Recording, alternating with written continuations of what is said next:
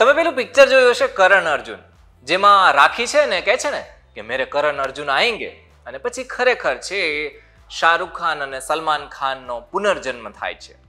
આ તો આપણે જે વાત કરી એ ફિલ્મની વાત હતી, પિક્ચરની વાત હતી, પણ આપણા ગુજરાતમાં પણ પુનર્જન્મની વાતનો દાવો કરવામાં આવ્યો છે. ક્યાંની આ ઘટના છે, કોણ છે એ બેન, અને આ બેન વિશે ડોક્ટરના લોકો અને જે વાત કરવામાં આવી છે કચ્છની, એ કચ્છના પત્રકાર શું કહે છે એ વિષયને લઈને વાત કરવી છે આ વિડીયોમાં. નમસ્કાર, વાઇબ્સ ઓફ ઇન્ડિયા સાથે હું સમીર. આ વાત છે બનાસકાંઠા જિલ્લાના પાલનપુર તાલુકાના ખસા ગામની. અહીંયા દક્ષાબેન ઠાકોર નામના એક દીકરી છે. એમનું કહેવું છે, એમનો દાવો એવો છે કે એમનો પુનર્જન્મ થયો છે.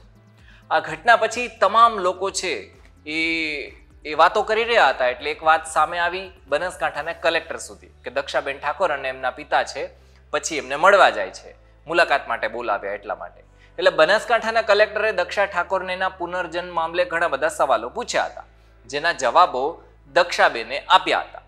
કલેક્ટર છે ને આ જવાબ સાંભળીને એકદમ ચોંકી ગયા, કારણ કે દક્ષાબેન છે એ કોઈ શિક્ષિત પરિવારમાંથી નથી આવતા. એના પરિવારના જેટલા પણ લોકો છે એ એટલું બધું ભણ્યા ગણ્યા નથી, અને છતાં પણ દક્ષાબેન જે છે એ હિન્દીમાં વાતો કરે છે, હિન્દીમાં બોલી શકે છે. એટલે કલેક્ટરના કહ્યા મુજબ આ છે ને ખરેખર એક સંશોધનનો વિષય છે.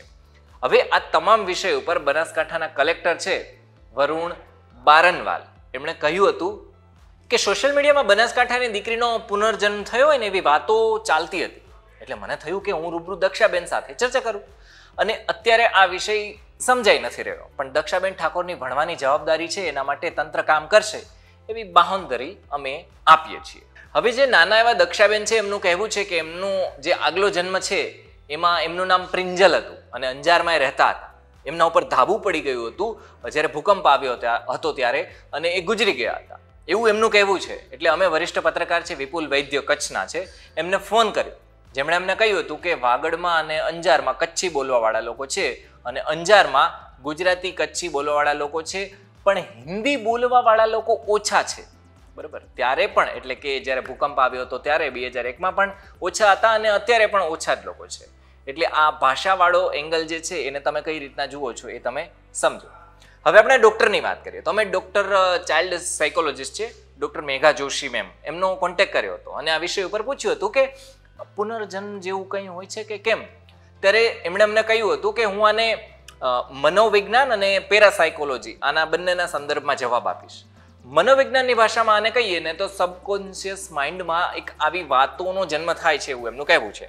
જ્યારે પેરાસાયકોલોજીમાં કહીએ તો ક્યાંકથી એક ઇનપુટ દક્ષાબેનના મગજમાં આવ્યો હોય અને આઉટપુટના ભાગરૂપે પુનર્જન્મમાં આવ્યો હોઈ શકે છે. હવે દક્ષાબેનના મમ્મીએ ગર્ભાવસ્થામાં એટલે કે જ્યારે ગર્ભમાં હોય દક્ષાબેન ત્યારે એમના મમ્મીએ કોઈ વિચારો એવા કર્યા હોય કે કોઈ બાળ વાર્તાઓ કે સમાજમાંથી વાર્તાઓ કે આવી રીતના કંઈ સાંભળ્યું હોય તો આ વર્તનમાં આવી શકે છે દક્ષાબેનના. આ વર્તનનો પણ 3 રીતના જન્મ થાય છે. બરાબર, અર્ધજાગૃત મન, વારસો અને વાતાવરણ. જો કે આ ત્રણેયને ચકાસવામાં આવે તો ખબર પડી શકે છે કે દક્ષાબેનની અંદર આ ઇનપુટ એટલે કે વાત ક્યાંથી અંદર આવી. હવે આ વાતને લઈ અને અમે મનોવૈજ્ઞાનિક સાથે પણ વાત કરી હતી, શ્વેતા પરીખ મેમ સાથે વાત કરી. તેને પૂછ્યું હતું કે એક સાયકિયાટ્રિક તરીકે તમે આ કેસને કઈ રીતના જુઓ છો. ત્યારે એમણે જવાબ આપ્યો હતો કે ઘણા બધા સમાજમાં આવું છે ને થાય છે, જે સમાજમાં આધ્યાત્મની માન્યતા બહુ વધારે હોય ને એમાં થોડું વધારે થાય છે. એમના કિસ્સામાં પુનર્જન્મની વાતની શક્યતાઓ છે એ થોડી વધારે જોવા મળતી હોય છે, જેના કારણે આવું હોઈ શકે. જે સમાજની આપણે વાત કરીએ કે જે તે સમાજમાં આધ્યાત્મિક માન્યતાઓ ન હોય અને આવું છતાં પણ સામે આવે તો આને સાયકિયાટ્રિક પ્રોબ્લેમ ન કહી શકાય. જે સમાજમાં આ માન્યતા નથી હોતી અને આ લોકોમાં જો કદાચ આવું બની જાય ને તો આને ડિસોસિએટિવ આઇડેન્ટિટી ડિસઓર્ડર કહેવામાં આવે છે આ ભાષામાં, એટલે કે વિજ્ઞાનની ભાષામાં. આ તમામ વાત અમે તમારી સામે રાખી. તમારું આ વિષય ઉપર શું માનવું છે અમને કમેન્ટમાં લખી અને જણાવો. ધન્યવાદ.